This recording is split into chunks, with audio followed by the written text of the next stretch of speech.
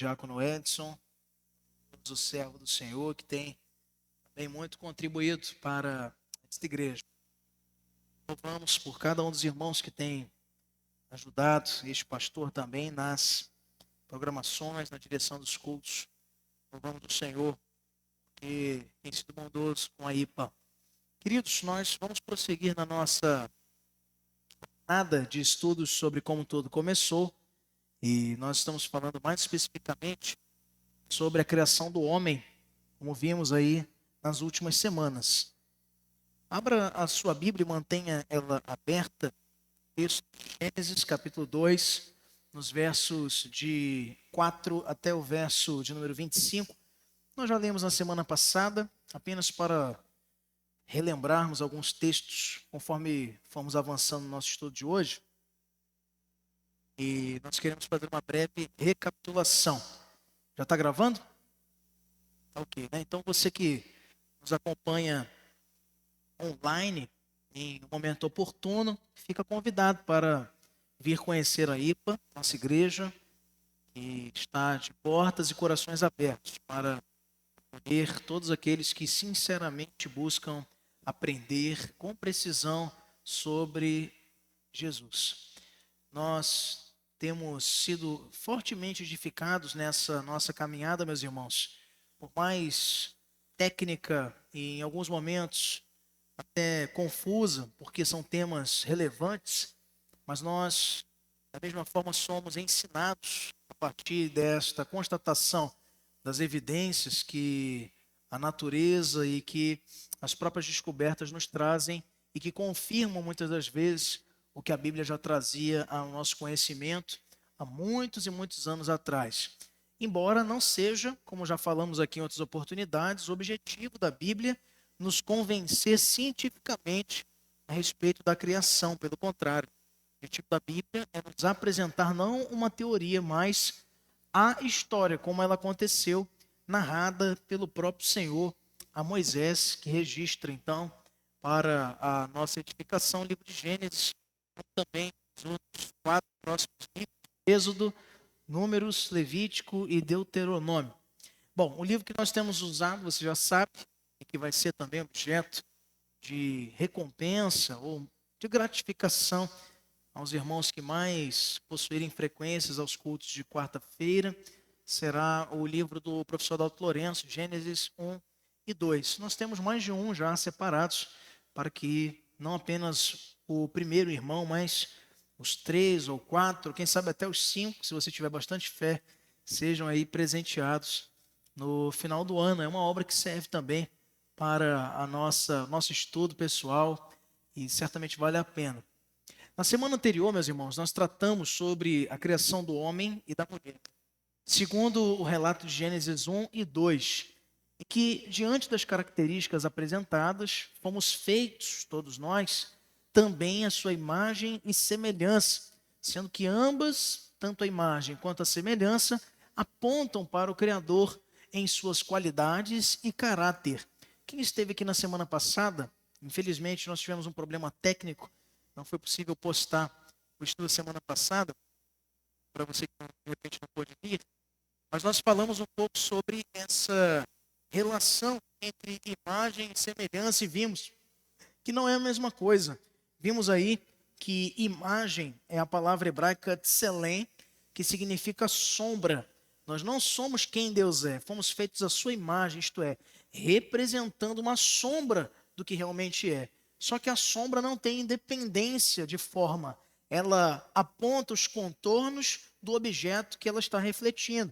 Ou seja, nós temos conosco não todos os detalhes de quem Deus é, mas apontamos ou sugerimos algo que nitidamente é o que é o Senhor. Ou seja, a sombra não apresenta nitidez, detalhes, mas ela tem como referência ou molde o seu referencial. Esse é o significado da palavra usada aqui em Gênesis para a imagem de Deus, isto é, tselem. Nós somos uma sombra de quem Deus é. Mas vimos que nós não somos só uma sombra, nós vimos que também nós fomos feitos à sua semelhança, que é outra palavra no hebraico chamada demutz. que é usada em alguns outros textos do Antigo Testamento, como em Isaías 40:18, onde o profeta diz ao povo: a quem vocês compararão Deus? Como poderão representá-lo? Esta expressão é demut. Como poderão representá-lo? Isto é, a representação é a semelhança. Como poderão se assemelhar ou assemelhar algo a ele? A que vocês o compararão? E vimos que a pessoa de Deus pode ser comparada com muitas coisas que conhecemos por meio de alguns recursos literários dos autores bíblicos. Dois deles, nós citamos o antropomorfismo e a antropopatia, quando o salmista, por exemplo, fala da mão de Deus. Nós sabemos em João capítulo 4, verso 24, que Deus é espírito. Então Deus não tem mão, mas é um recurso literário que o salmista usa para nos falar de condução, de proteção, de apontamento, tentando nos ajudar a compreender a natureza de Deus, mas apenas de maneira simbólica. Vemos também a antropopatia, quando, através de recursos de linguagem, associando o Senhor a sentimentos, também os autores bíblicos nos ajudam a compreender quem Deus é. Ele cita o exemplo aqui de Salmo 46:1, quando fala-nos o salmista que Deus é o nosso refúgio e fortaleza. Em Salmo 18:2, ele é a nossa rocha. No Salmo 59:16, é o nosso abrigo. No Salmo 61, verso 13, ele é uma torre forte contra o inimigo. E no Salmo 23, verso 1, ele é o nosso pastor, nosso bom pastor. Então, a semelhança é exatamente as impressões de caráter de Deus que foram repassadas a nós quando fomos criados por Ele de maneira perfeita. Todas essas características pessoais são exatamente o que nós podemos chamar de semelhança com o Senhor. Mas nem todas as características pessoais de Deus foram repassadas. É por isso que nós não somos feitos à imagem e à igualdade de Deus. Somos feitos à imagem e semelhança. O que é semelhante não é idêntico, é parecido. Deus é eterno, nós não somos, mas Ele é bondoso e nos faz, com a regeneração, a obra de Cristo, também sermos bons. Podemos praticar a bondade agora pelo viver de Cristo em nosso interior. O Senhor, Ele é todo-poderoso, nós não somos, mas Ele nos concede do seu poder para aqueles que creem, a fim de que sejam usados por Ele e a sua obra seja levada a cabo. Então nós recebemos do Senhor como semelhança, ou demut, representação, alguns dos atributos que nós chamamos de comunicáveis de Deus e algumas características que Ele possui por natureza e por essência. Mas Ele não nos criou só a sua imagem, também a sua semelhança, primeiro porque nos fez originalmente para sermos livres. E aí nós vamos refletir um pouco mais hoje exatamente por que isso se perdeu, por conta de uma distorção ocasionada pelo pecado. Hoje nós iremos discutir um pouco mais sobre a criação do homem, refletindo acerca dos efeitos gerados pelo pecado na distorção da imagem e semelhança que tínhamos com o Senhor de maneira plena e que agora encontra-se arranhada ou encontra-se turva. Eu vou usar aqui uma outra expressão, vai ficar difícil de entender. Se encontra confusa. Por quê? Por conta do pecado. O pecado distorce quem nós somos no Senhor, porque traz para nós consequências de morte, consequências de separação com o Senhor. Quais foram, então, nossa reflexão, nosso estudo de hoje vai se dedicar a entender e responder essas perguntas. Quais foram os efeitos da distorção ocasionada pelo pecado na natureza e nas potencialidades humanas? Você já ouviu algum estudo que diz que o ser humano ele utiliza apenas uma pequena porcentagem da capacidade total do seu cérebro? Você também já ouviu falar que o cérebro humano, pelas suas interações sinápticas, ou seja, os neurônios, os comandos que ele passa para todo o corpo, como um verdadeiro, uma verdadeira central de controle do nosso corpo, é um dos órgãos mais complexos e mais misteriosos do corpo humano. Já se destrinchou, já se entendeu tantos detalhes do funcionamento de um coração, das válvulas cardíacas, das artérias, dos vasos sanguíneos, mas do cérebro. Há 2 semanas eu estava lendo algo a respeito disso e busco me inteirar, me informar para a gente ter sempre algo interessante para associar com o que temos ensinado à igreja em várias ocasiões. E vimos que existem estudos neurológicos que estão se focando em estudar o que o cérebro humano, quais são as reações que o cérebro humano tem quando vê uma pessoa doente. E eles chegaram a uma conclusão muito significativa, que quando nós vemos alguém doente, o cérebro ele já começa a se preparar para precaver que você contraia uma doença. Mesmo que não haja possibilidade nenhuma. Ele já prevê isso. E fizeram estudos, né, com eletrodos e tal, e ressonância. E quando uma pessoa doente vinha ao encontro daquela pessoa que estava sendo monitorada, o cérebro mudava. Os lóbulos, né, que têm as suas respectivas funções no nosso sistema nervoso central, ele ia mudando, ele ia alterando, logo quando a pessoa chegava próximo. Um outro estudo já se detinha a entender por que o cérebro humano, de uma pessoa que está em estado terminal, logo momentos antes de vir a falecer finalmente, ela tem uma dose altíssima de uma interação que traz para ela conforto e tranquilidade. Você já viu alguém que estava para falecer assim e um pouco tempo antes teve uma melhora? Teve uma melhora assim. A pessoa, poxa, eu não entendi como foi, porque ela até melhorou muito e depois logo faleceu. Não é? E isso acontece exatamente por isso. E eles estão querendo entender por quê, não é, que isso acontece. Mas alguns teóricos têm postulado que isso acontece porque o corpo ele interpreta quando está tendo um decaimento tão grande das condições de saúde daquela pessoa, né, tanto de circulação sanguínea, pressão arterial e tal.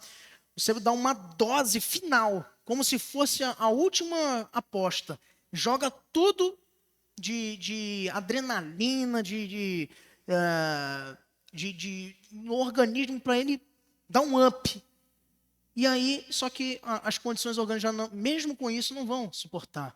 Então é como se fosse um último suspiro. Então o que eu quero dizer com isso? O cérebro humano, ele é muito complexo, mas diante dessa premissa de que nós não usamos completamente a sua capacidade, nós podemos fazer várias interpretações em cima disso, e a primeira delas, que não é nenhuma interpretação, é uma constatação, é que houve uma diminuição da nossa capacidade mental, da nossa capacidade cerebral, em virtude do pecado, em virtude da consequência mortal do pecado. Para isso, já para te instigar para os pontos que nós vamos falar hoje de maneira abreviada, pense comigo que Deus deu ou delegou a Adão a tarefa de nomear os animais. E como é que ele foi testando e nomeando-os conforme a sua espécie? Que inteligência foi essa que ele recebeu? Sem o pecado, é muito provável que o seu cérebro gozasse ou desfrutasse de propriedades que nós não conhecemos. E então ele pôde exercer essas propriedades sem nenhum impedimento. Já com o pecado, nós temos dificuldade até para compreender pequenos textos ou para compreender situações no nosso dia a dia, porque o pecado nos impede de explorar completamente as nossas potencialidades. Então, em primeiro lugar, meus irmãos, nós queremos falar com você nessa noite sobre a distorção da imagem e semelhança de Deus. Selem e Demut, não é? A sombra e a semelhança das características pessoais de Deus. O pecado distorceu a semelhança de Deus criada em nós. Nós continuamos tendo a sua imagem. Somos e continuamos sendo sombra, representação fiel daquilo que Deus é. Pois Deus nunca deixará de ser quem Ele é. Mas nós não possuímos mais, por conta do pecado, a sua semelhança. E você pode ver como isso ocorre em alguns textos bíblicos que não nos deixam margem de dúvidas, como no Salmo 115, verso 2 e 8, e no Salmo 135, versos 15 a 18. Vamos ver esses dois textos? Salmo capítulo 115, versos de 2 a 8. Depois, no Salmo 135, de 15 a 18. Vamos lá no Salmo 115 primeiro, que diz assim. Salmo 115. Dois a 8. Porque diriam as nações, onde está o Deus deles? No céu está o nosso Deus e tudo faz como lhe agrada. Prata e ouro são os ídolos deles, obra dos homens. Tem boca e não falam, tem olhos e não veem, tem ouvidos e não ouvem, tem nariz e não cheiram, suas mãos não apalpam, seus pés não andam, som nenhum lhes sai da garganta. Tornem-se semelhantes a eles os que os fazem e quantos neles confiam. Veja, o pecado gera em nós o desejo inanimado e injustificável de rendermos adoração a objetos, de rendermos adoração a coisas inanimadas, a animais, a formas, que não o próprio Criador delas. Veja, tira-nos o pecado, a própria inteligência de interpretar como deve ser o nosso comportamento em relação à adoração. Como na filosofia não se divaga, mas de maneira autorizada se defende, o homem já nasce com a religião dentro dele, com um exercício religioso, é o que nós chamamos de homos religiosos. O homem já é naturalmente um adorador. Agora, muitas vezes ele vai adorar a si próprio, muitas vezes ele vai adorar seus próprios conceitos, vai adorar a este século, vai adorar o dinheiro. Não necessariamente ele vai adorar quem deve, realmente. Por quê? Porque a nossa semelhança com o Senhor, de inteligência e sabedoria para eleger bem aquilo que vamos adorar, é distorcida pelo pecado. Vamos ver o outro texto, Salmo 135, verso 15 até o verso 18. Salmo 135, de 15 a 18. Olha só, diz assim: os ídolos das nações são prata e ouro, obra das mãos dos homens. Tem boca e não falam, tem olhos e não veem, tem ouvidos e não ouvem, pois não há alento de vida em sua boca. Como eles se tornam os que os fazem e todos os que neles confiam. Praticamente uma repetição do mesmo texto. Tornam-se como eles os que nele confiam. Ou seja, imóveis, não fazem nada, não falam, não pensam, não agem, ou seja, tornam-se estáticos. Por quê? Por consequência da distorção que o pecado gera em nossa semelhança com o Criador. Nós olhamos para o ser humano e vemos apenas uma semelhança distorcida da pessoa de Deus. Por isso, à medida em que conhecemos mais e mais sobre a pessoa de Deus, passamos a conhecer também um pouco mais sobre nós mesmos e quem somos nós. Passamos a entender também o quão desastrosa foi a nossa queda no pecado. Aqui extinguiu quase que completamente a semelhança que Deus colocara em nós. Porque o pecado nos distorce completamente, não apenas no tocante à idolatria, mas também ao exercício das nossas potencialidades. Porque, queridos, deixamos de ser bons como Ele é, deixamos de ser hábeis ou habilidosos, de sermos amorosos, de sermos misericordiosos como Ele é, porque é cortada com o pecado a nossa relação direta com Ele, que somente pode ser restaurada em Cristo. Somente com a intervenção da regeneração operada pela obra de Cristo é que nós vamos poder recobrar as nossas potencialidades. Não diferente disso, é que o Senhor, e isso é claro na história humana, Ele concede aos seus servos muito maior habilidade nas descobertas da própria ciência, muitas delas que vieram à tona através de pesquisas de renomados cristãos, de homens que criam no Senhor, que temiam ao Senhor Deus. E porque através da obra de Cristo tiveram os seus corações ou as suas mentes reabilitadas através do resgate da semelhança divina outrora distorcida pelo pecado. Agora, meus irmãos, nós precisamos refletir também sobre mais dois pontos importantes. O primeiro desses dois pontos é sobre a nossa identidade coletiva como seres humanos. Quando falamos sobre o homem e a mulher, não podemos restringir esse pensamento apenas a quem nós somos como pessoas, como indivíduos, pessoalmente. Mas precisamos entender que isso abrange toda uma coletividade, ou seja, a humanidade como um todo. A narrativa compacta de Gênesis 1 oferece ainda um conhecimento muito importante sobre a nossa identidade. Nós observamos que Deus usa o termo homem em Gênesis 1, 26, quando diz: façamos o homem como um significado geral. Aí, em traduções mais recentes, já se troca para a correta expressão do que significa Adam, que aí significa ser humano.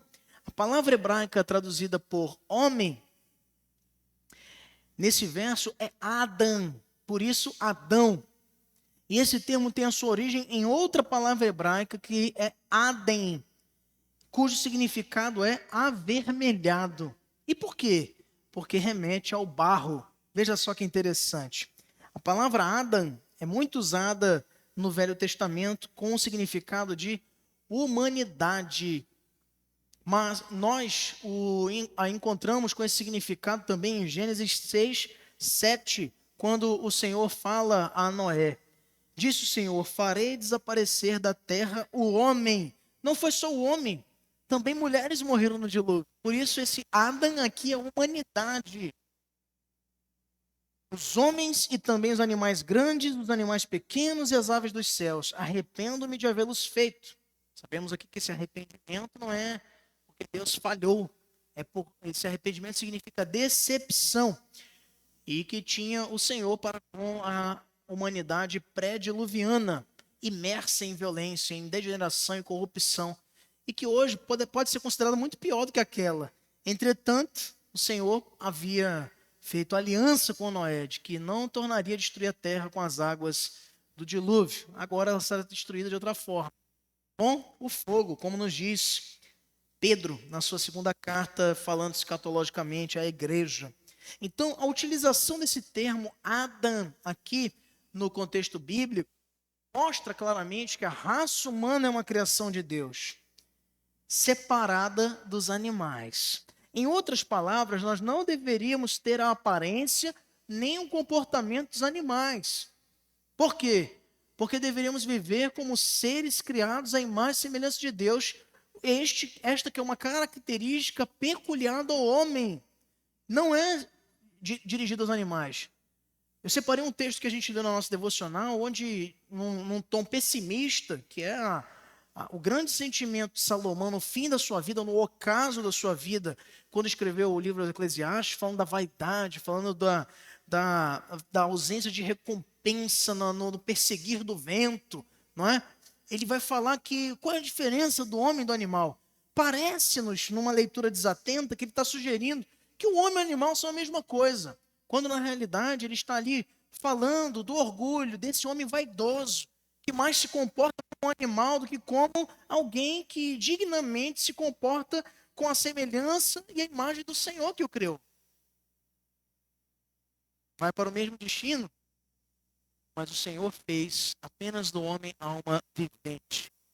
E esse homem aqui, lembrando, não estamos falando aqui de sexo masculino, estamos falando de humanidade, por isso Adam, significando humanidade.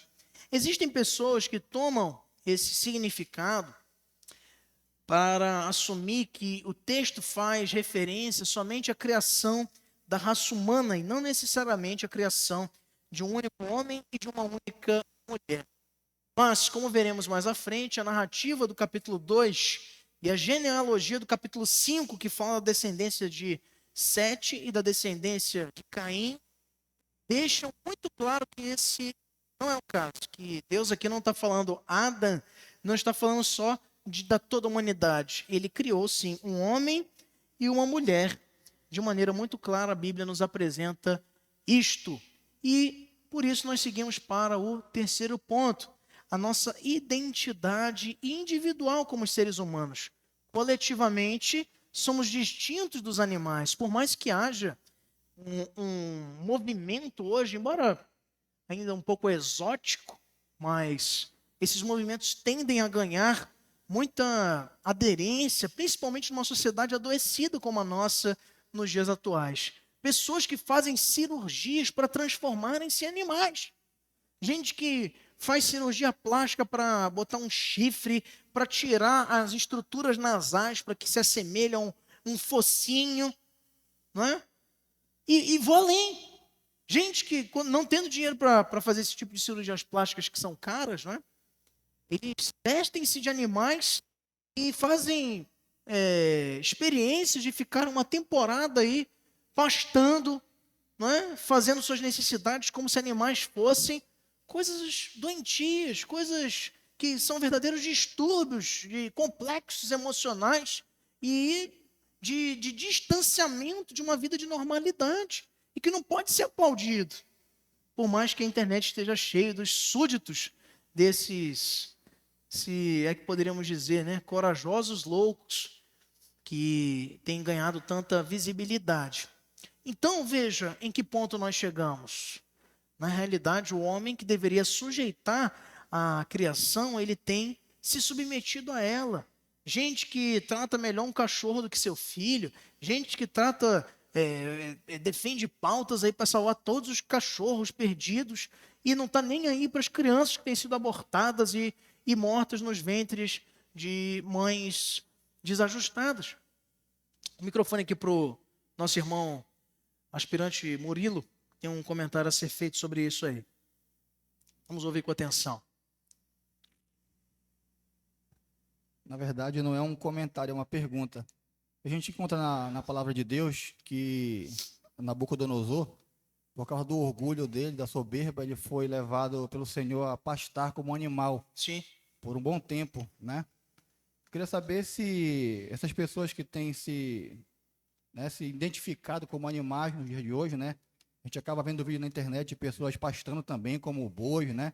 Agindo como cachorro. Se isso tem alguma relação com respeito à ira de Deus, juízo sobre essas pessoas que se afastam da comunhão com o Senhor? Eu não tenho dúvida. Eu não tenho dúvida alguma. É humilhação mesmo. E Deus derrama sobre essas pessoas o seu juízo.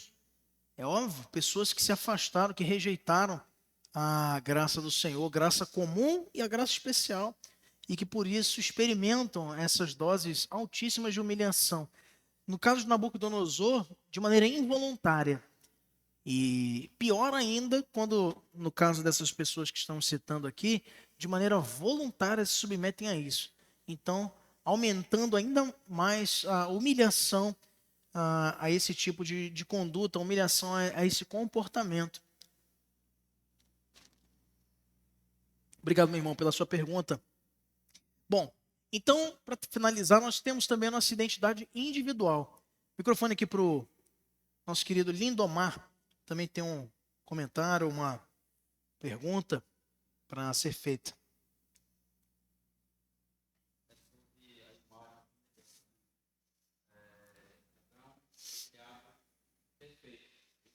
Sim.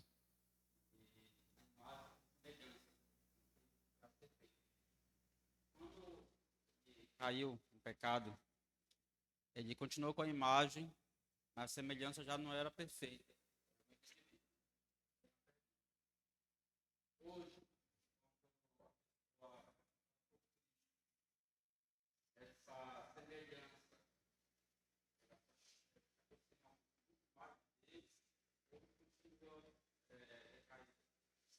Bom, entendi. Se ela vai sendo resgatada, né?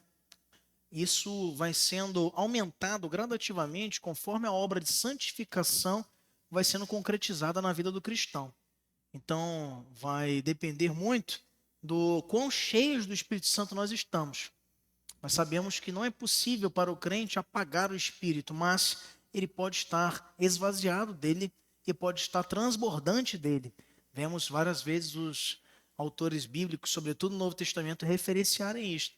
Então, quanto mais cheios de Cristo, mais cheios do seu Espírito nós formos, mais recuperada estará a nossa semelhança com o Senhor, ainda não de maneira plena, pois não é possível, porque Deus não habita com pecado, e nós ainda temos pecado em nossa natureza, mas por ocasião da glorificação, então será concretizada a nossa restauração total, para que resgatemos a nossa total semelhança com o Senhor.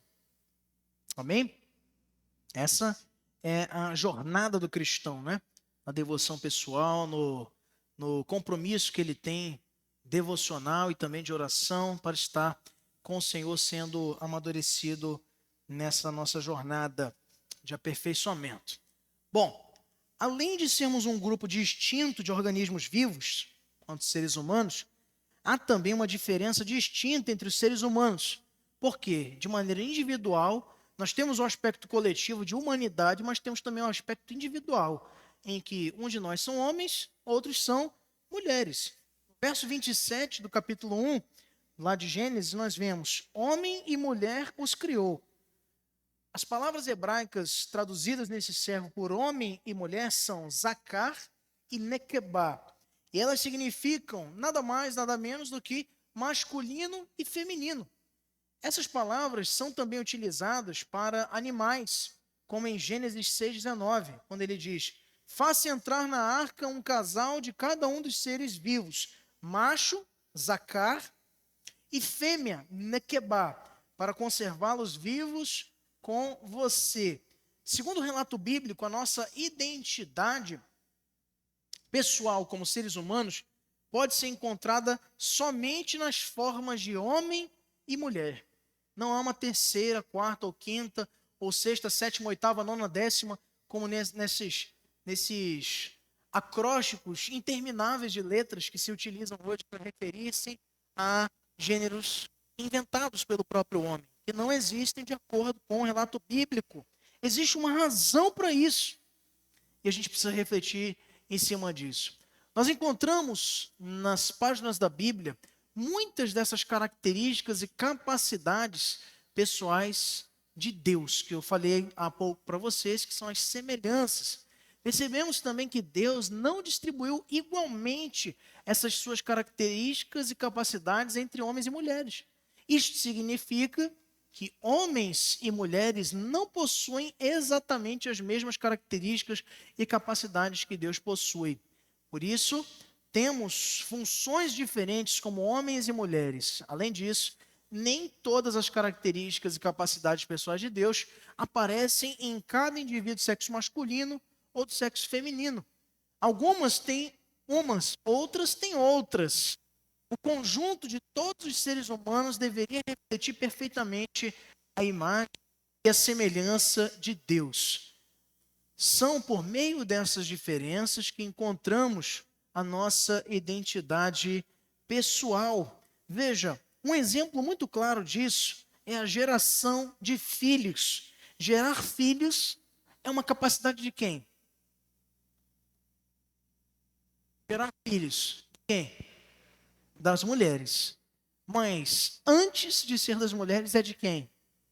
De Deus. Deus é um gerador. Veja, em Tiago, capítulo 1, verso 18, nos registra o autor bíblico: por sua decisão, ele nos gerou pela palavra da verdade, para que sejamos como que os primeiros frutos de tudo que ele criou. Gerar filhos é uma capacidade divina e que é dada aos seres humanos. São não para o homem, mas para a mulher. Sozinhos, veja que interessante essa complementariedade entre os gêneros criados pelo Senhor, o homem e a mulher. Sozinhos, um homem e uma mulher não têm condição de gerar filhos, precisam um do outro. São necessários ambos para que o processo de geração de uma nova vida possa acontecer. Ele, o Senhor, como um gerador suficiente em si próprio, distribui esta semelhança para indivíduos distintos, para o homem e para a mulher, para que juntos sejam também, como ele, geradores da vida. Percebemos também que Deus não distribui igualmente essas suas características. Como eu já falei, por isso temos funções diferentes. São por meio dessas diferenças que nós encontramos a nossa identidade pessoal. Veja que interessante, é muito rico pensarmos sobre isso, meus irmãos, porque o Senhor, ele não é homem, o Senhor não é mulher, o Senhor é Deus, mas suas semelhanças foram repassadas de maneira perfeita para ambos, a fim de que, complementando-se, refletissem a semelhança, a imagem de quem os criou, isto é, do Senhor. Muito rico pensarmos dessa forma, pois Deus não estava cativo de representações de sexo para o homem e para a mulher, masculino e feminino, mas ele distribui-se nas semelhanças que ele elegeu repassar ao homem, enquanto humanidade, nesses dois indivíduos distintos, o homem e a mulher, que por conta da distorção do pecado, sabemos, tendem cada vez menos a representar esta beleza do Criador, mas, como o Lindomar bem destacou, no processo da santificação, vemos novamente surgir e ser evidenciada esta iluminação de quem Ele é em nós. Conclusão, meus irmãos, de hoje. Por Deus ter criado o ser humano à sua imagem e semelhança como masculino e feminino, não podemos pensar que Deus tenha características de homem e características de mulher. É o contrário. O oposto é que é verdadeiro. Homens e mulheres é que possuem as características de Deus. Nós representamos com as nossas potencialidades em Cristo quem Ele é, no Senhor quem Ele é. E não Ele representa quem nós somos. Toda vez que nós fazemos esse caminho oposto, nós vamos fracassar numa interpretação vazia e errônea a respeito das Sagradas Escrituras. John Polkinghorne, tá, que viveu entre os anos de 1930 e 2021, reverendo John Polkinghorne, que era físico teórico e sacerdote anglicano, ele nos legou esta belíssima frase. Veja só, a complexidade do ser humano não é acidental.